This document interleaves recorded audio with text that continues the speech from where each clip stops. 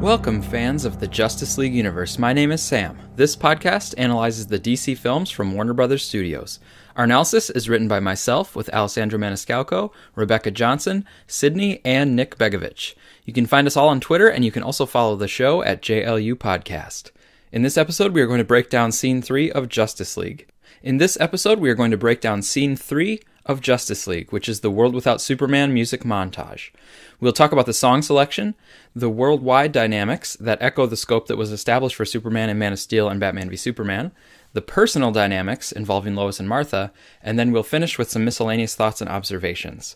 And getting into Scene 3, we can say that the transition is pretty smooth. The burglar in Scene 2 just commented on Superman being dead, and as Batman paused for just a moment, the burglar asked, "Where does that leave us?" Then they cut to black, and Scene 3 comes in as the visual answer to that exact question. A black flag flies with the Justice League logo serving as the title card for the film.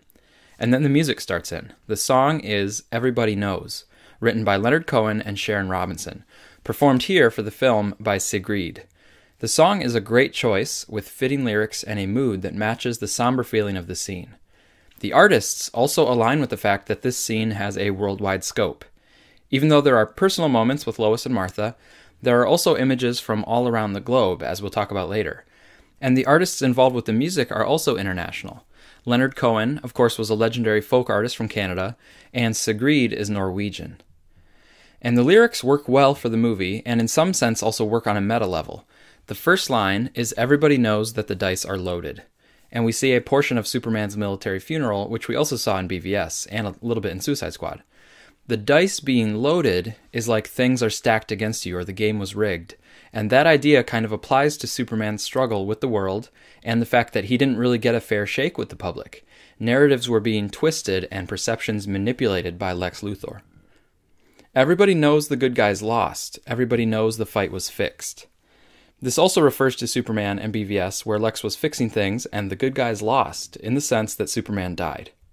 Some other lines from the song are not as specifically about the ending of BVS, but more so just about the general feeling of the world, both the world in the movie and in relation to current events in the real world. Running through those ones quickly, the fight was fixed. The poor stay poor, the rich get rich. Everybody knows that the boat is leaking. Everybody got this broken feeling like their father or their dog just died. Everybody knows it's coming apart. So there's this general malaise and a feeling of things deteriorating rather than getting better. The reference to a feeling like someone just died does connect very specifically to the loss of Superman, and we also know that in the movie, both Clark and Bruce dealt with the loss of a father. In fact, loss of parents and loss overall is one of the main themes in the movie that we've already identified. We'll say a bit more about that later, but using the song is a very poetic way of initiating that theme about loss. Whereas Scene 2 kind of clumsily initiated the theme about fear, Scene 3, we think, very elegantly initiates the theme about dealing with loss.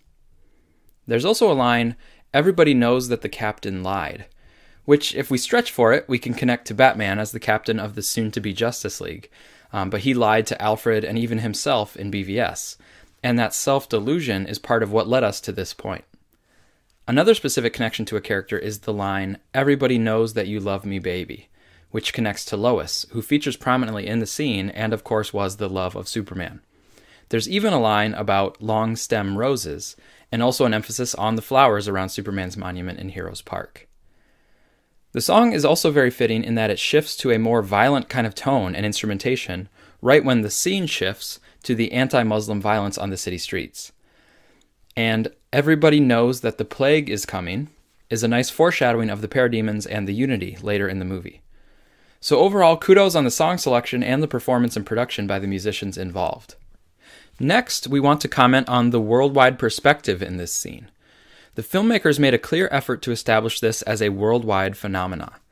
Right from the start, they show Superman being mourned in the cities around the globe. The black S symbol, which is an homage to the black armband from the Death of Superman comic books, is seen in several locations, starting with his coffin in Arlington, but then it's also displayed at the Notre Dame Cathedral in Paris and on the Mahanakhon Tower in Bangkok, where the text in Thai on the black banner translates to, "We will not forget you." At the end of the scene, we'll also see a black banner on the Tower Bridge in London, which is a nice connection coming right from Wonder Woman this past summer. And that banner in London is used as a direct flow from Scene 3 into Wonder Woman's entrance in Scene 4.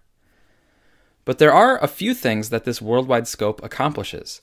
First of all, it reinforces the impression that Metropolis is not just an isolated fictional city, but a city that fits along with the other major cities in the world. And it also places Metropolis and the movie overall into a somewhat realistic world because of the sentiments that we referenced earlier. Second, the worldwide scope previews the extent of the threat that will arise later in the film, but it also previews the idea that different people from a variety of backgrounds can be unified. And third, and this is especially nice for fans of the full Dawn of Justice trilogy, this worldwide montage echoes similar scenes in Man of Steel and Batman v Superman. In Man of Steel, when Zod was arriving and introducing himself to mankind, the filmmakers explicitly showed us people from various countries and continents. Then in BVS, there was a Superman montage that spanned Mexico and Russia and the Arctic or Antarctic. It was all over the world, and they continued to show that Superman's impact was worldwide. So now it makes sense that the mourning for his death would also be worldwide. A more specific connection, of course, is the location of Heroes Park and the remains of the Superman monument. That is a key location for every film in the Dawn of Justice trilogy. It was the center of the Black Zero event and the start of Superman's final battle with Zod. It was the site where Superman and Doomsday started their exterior battle. And here in Justice League, it is marked with flowers and memorial offerings, still showing the scars of that battle with Doomsday. And later in this movie, it will be a key location yet again. Now, it's not just that the world is mourning. There is also decay and desperation, perhaps spurred on by the loss of a hero and protector. As Amanda Waller said in Suicide Squad, the world changed when Superman flew across the sky, and then it changed again when he didn't. The world is in shambles, and more dangerous now that Superman is gone. Not just because of Superman literally not being there to stop crime, but also the collective cultural spirit of cynicism. Maybe because it shook their world that Superman, someone who they thought was more powerful than all of them, could actually be killed. If Superman can die, it reminds everyone of their mortality, and that might lead to some collective hopelessness. This decay is shown most explicitly in the next scene with the London attack, and it's later mentioned in dialogue by Martha and Lois, but it's also shown here in Scene 3, most obviously with the anti-Muslim incident. This incident can be interpreted as a commentary on current events and anti-Muslim sentiments that are pretty strong in certain segments of society here in the real world. The way that the scene in the movie was staged and shot also really emphasizes the anger and depicts people lashing out in violence. The fact that the police officers were cast to be noticeably smaller than the brutes they were apprehending gives the audience an implicit sense that the criminals are nearly overrunning the authorities, and the authorities have their hands full with Superman gone. This moment outside the Muslim-owned business also speaks to the question of how we choose to respond to challenging times. Some people respond with anger and violence, and if the loss of Superman represents a loss of hope, then we're seeing here how some people respond unproductively to that loss. And as our listener at Wonder Woe Man on Twitter pointed out, Justice League from start to finish is basically a story about grappling with a reclamation of hope. And Scene 3 here is showing a starting point for that arc, and it is picking up the reins of BVS in terms of having it be fairly realistic in tone. In many interpretations, both of the character and of the current movies, Superman also represents not just hope, but America's leadership in the world. Whether that be leadership just in the sense of military might as the country with the largest defense spending by far, or American leadership in terms of the shining city upon a hill, as Ronald Reagan described it. From this perspective, the death of Superman would represent the loss of American leadership, as has happened in the real world just in the last year or so, specifically because of a retreat to isolationist positions and a move against globalism, trying to close American borders, and America withdrawing as a leader on things like climate change and nuclear anti-proliferation. Many political commentators here and abroad are writing about the loss of American leadership, and like the loss of Superman, it leads to the question of what will rise up in its place. On an international level, there's Europe trying to claim the mantle of moral leadership, and countries like China and Russia trying to leverage American decline for their own advantage. But what's most relevant to Justice League is more of the emotional level. Where do we find hope and inspiration if America is no longer providing it like it used to? Or do we abandon hope and optimism and replace it instead with anger and hatred at outsiders or those we view as other? The movie answers these questions by making the case that we need to stick together and find our strength in our common connections. And if we keep to the notion of Superman as representing America, then the movie is actually saying, by the end, that America is needed as an international leader, but America should not be alone. It should be a collaborative partner with other nations. There's a lot more that could be said about that, but we'll just leave it there for now. Getting back to more of the in-story details, one thing we've said on this podcast in our BVS analysis was that at the very end of that film, there seemed to be a clear hint of inspiration at the end. We're thinking about Bruce's final monologue and the candlelight vigil where people said that Superman's monument was all around them. That inspiration found in Superman's sacrifice, we said, was a big part of how Superman managed to defeat Lex, even though Lex succeeded in killing him. Yes, Superman died, but he was not publicly defamed like Lex had hoped. Instead, Superman was a beacon of selflessness and inspiration. So in that sense, Lex's plan backfired. And now bringing that forward to Justice League, the worldwide population is mourning Superman and honoring him, so in that sense, Superman did die a hero. But it seems as though the general public didn't all take up the mantle of being his monument and being heroes in their daily lives. It seems as though things have given way to negativity and depression. So were we wrong about that inspirational bit at the end of BVS? One explanation is that the inspirational part may have been there, but it was short-lived. Maybe people intended to live as monuments to Superman's ideals, but it's part of human nature that we drift back into more modest habits. Furthermore, villains may have also been unleashed, and without Superman around, they were bolder and able to get away with more. It seems like one of the trailers mentioned how terrorism was on the rise with Superman dead, and that would fit with this idea. Overall, as Jor-El predicted in Man of Steel, Superman can set an example, but this scene may be showing a bit of mankind stumbling and falling. But one day, in fact it will be by the end of this movie, they will join him in the sun. Anyway, the public adoration of Superman clearly aligns with the fact that Superman won them over with his sacrifice at the end of BVS. And maybe they desired to live by his example, but realistically, that's easier said than done. Now let's move into the more personal elements of the scene, specifically Lois Lane and Martha Kent. We see a figure moving toward the monument in Heroes Park, in the dreary rain holding a black umbrella. There is an elegant shot from above that shows the black umbrella coming into the gap amongst the flowers around the monument.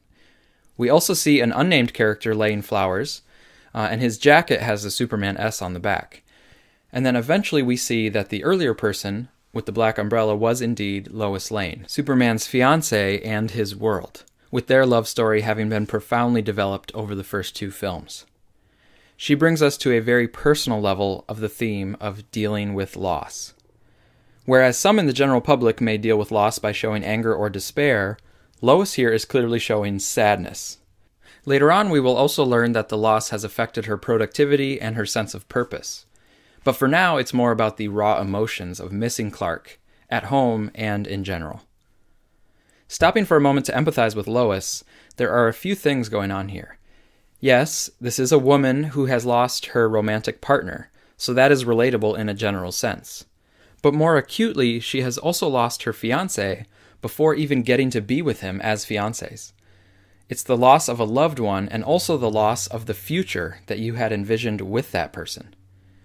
And going even further, if we think about Lois's role in Batman v Superman, we realize that Lois also hurts because she knows this was not just a loss for her, but for the whole world. In BVS, Lois was very aware of what Superman meant to the world, and that he was a beacon of hope that meant something.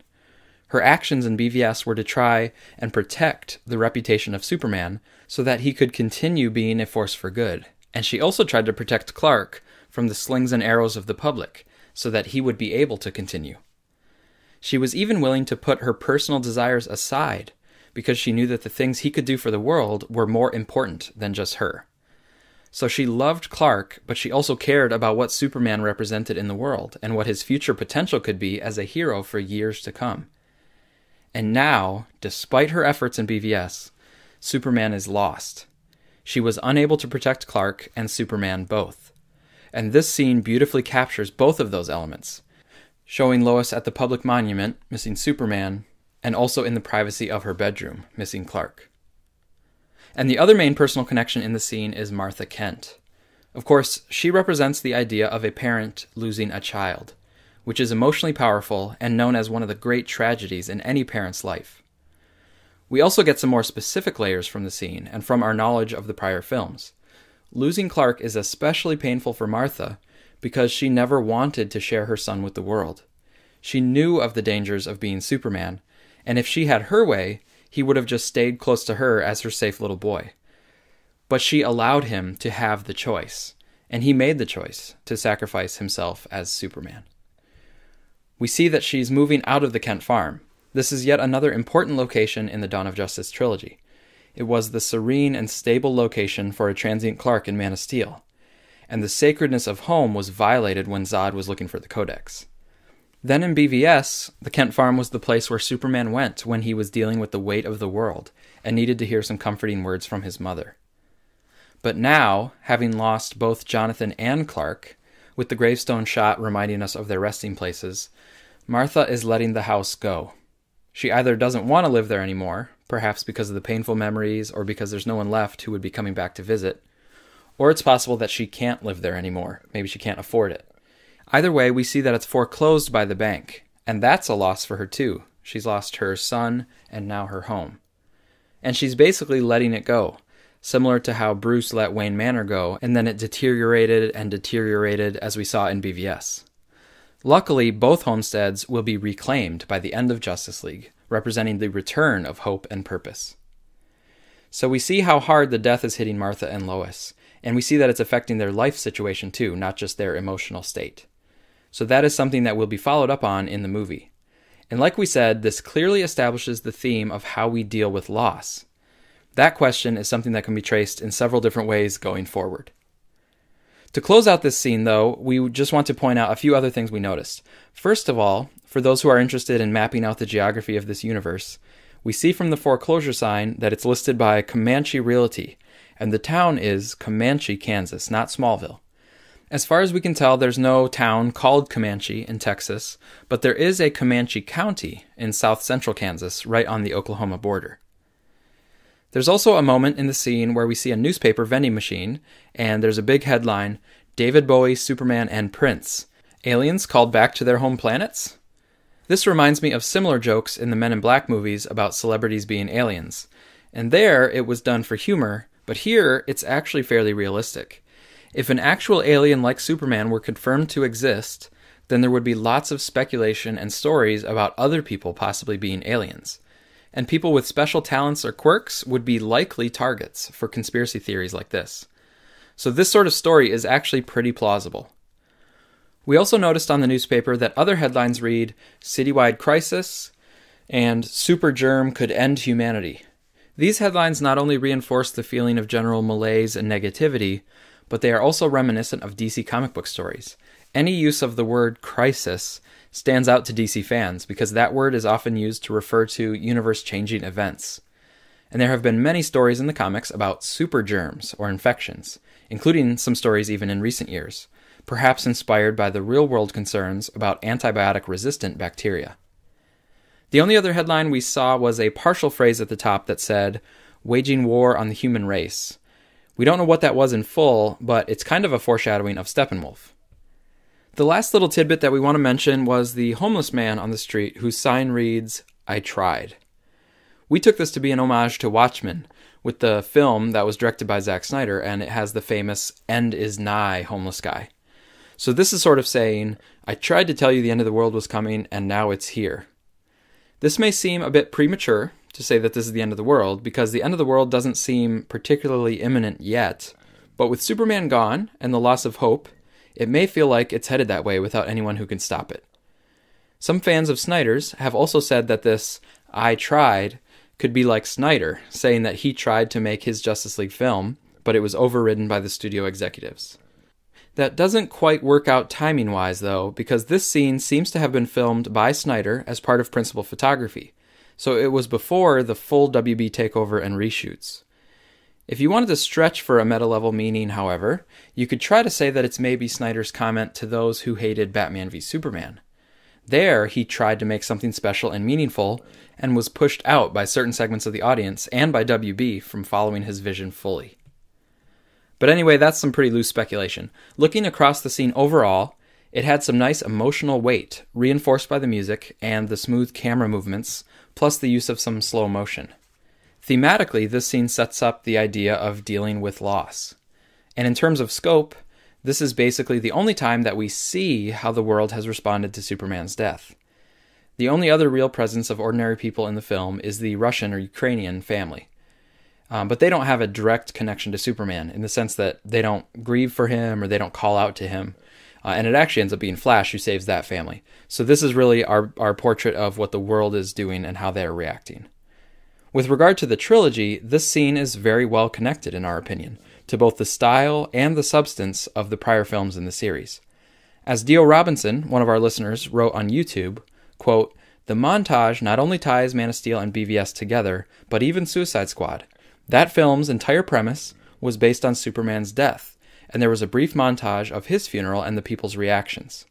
I also like how it made the world's void, left by him, very clear, without words or exposition. Just people mourning and criminals getting bold." End quote.